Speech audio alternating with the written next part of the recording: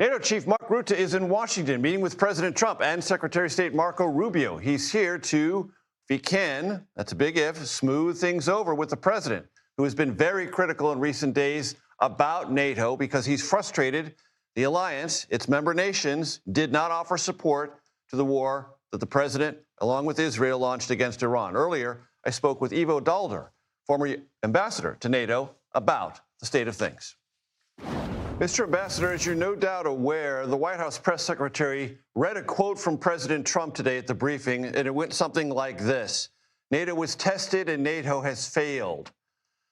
How do you interpret that, and what do you think the near-term future of the alliance is?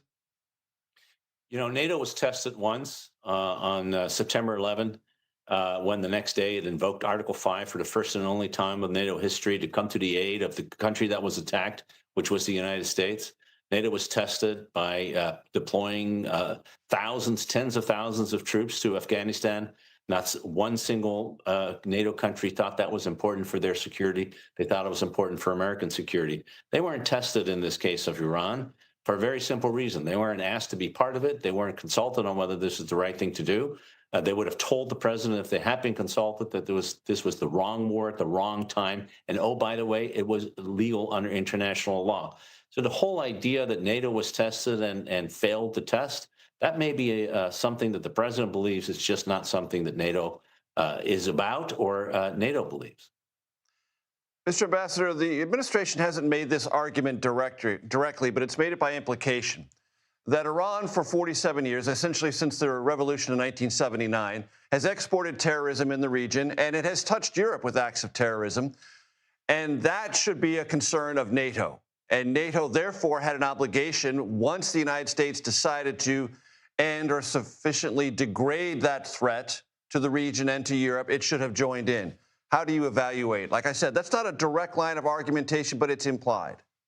No, it's a fair argument. And if the president of the United States and his officials had come to NATO and spent time talking to allies about their view of the threat and the nature of the consequences of continuing to have that threat in the region, and laid out a plan for how to deal with it, including militarily, some of NATO allies, I have no doubt, would have come along and said, okay, I get it. This makes sense. We're willing to join you. But that's not what the president did. What he did is he just announced one day by video that he was going to strike Iran. He didn't ask anybody for permission. He didn't ask anybody to participate. He didn't ask anybody whether this was the right or wrong thing to do. And it's very different, for example, than George W. Bush did in the case of the Iraq War. George W. Bush spent 18 months trying to understand and then make the case for why war against Iraq was important. Now, not every European country agreed with that. Some of them strongly opposed it. The French did, the Germans did, as it was their right, but lots of others didn't. They became part of this coalition, including the United Kingdom, which deployed major troops. So there's one way to do this, which is if you actually believe in allies and alliances, you talk to them. You don't tell them that I've decided to bomb, here's where we are, and now it's time for you to show up. The president also suggests there is no NATO without the United States, and it seems that he is entertaining testing that proposition.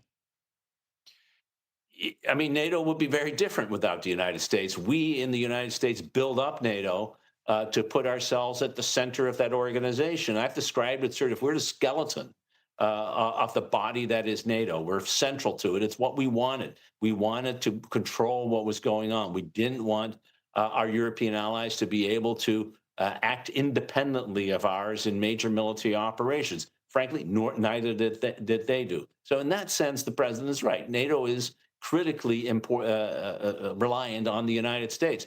But there's still 31 countries. They spend an awful lot of money on defense, perhaps not as much as the president would like, perhaps not as much as I would like, but it's still a lot of money that they're spending, over $500 billion collectively. And they have real military capability. In fact, they have military capability we don't have.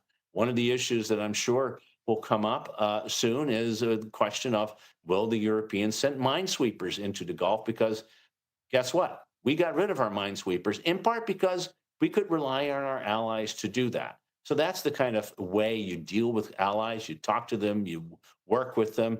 and work out any differences. You don't tell them what to do and then say, "Oh, you missed your calling. This was a test and you failed."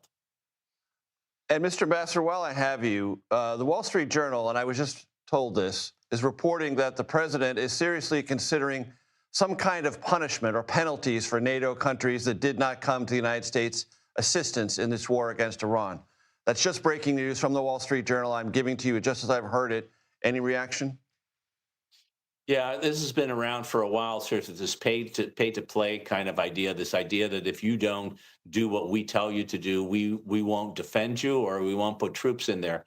When the military puts its troops in particular places and works together within NATO to do it for military efficiency reasons. So let's take the issue of Spain, which has been pretty adamant that it couldn't use the airspace for bases that were there.